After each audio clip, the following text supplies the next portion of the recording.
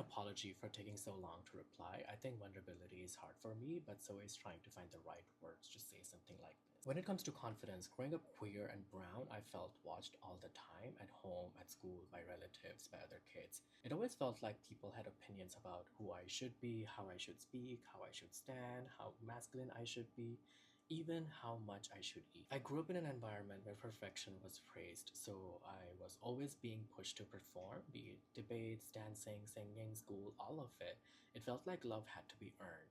And then at school, I got made fun of too for not being good at sports, for how I stood, how I dressed, honestly, just for how I existed. I still remember being in my 11th grade and my best friend was trying to teach me how to stand with folded arms so I would look better. And I listened because to me, he was masculinity. He was confident, good with girls, and all of that. So I thought he knew better. And I think that's the part people don't always understand.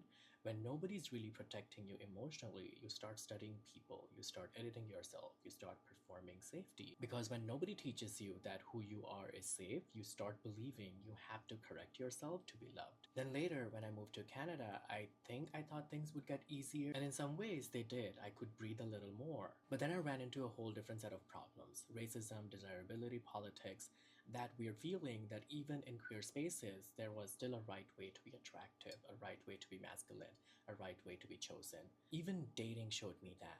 I noticed I was usually the one initiating. I was not the person men just effortlessly came up to. I wasn't the person being easily chosen. And honestly, that hurt more than I like to admit. I think that pain is also what changed me because at some point I had to ask myself, why am I trying so hard to fit into standards that were never built for me? Why am I begging to be accepted in rooms that only reward me when I dilute myself?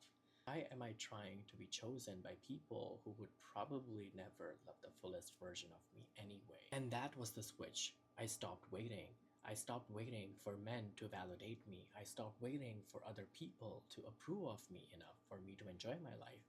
I stopped waiting to become more acceptable before I let myself take up space. And now I think what people read as confidence is actually way more layered than that. I still have a wall. A lot of people think I'm a bitch when they first meet me, but honestly, most of the time I'm just shy. It's a defense mechanism. It's me protecting myself before anyone gets a chance to laugh at me or make me feel small. And lately, through therapy, I've also realized there's this rebel side of me. Whenever I feel judged, cornered, or stuck, that side shows up. It's a part of me that says, do it anyway, say no anyway, take up space anyway. I think that part of me was built to protect me from bullies, shame, humiliation, and everything. Even when there isn't real danger, it still shows up. A lot of what people call confidence is actually survival, rebellion, performance. Fake it till you make it is real for me.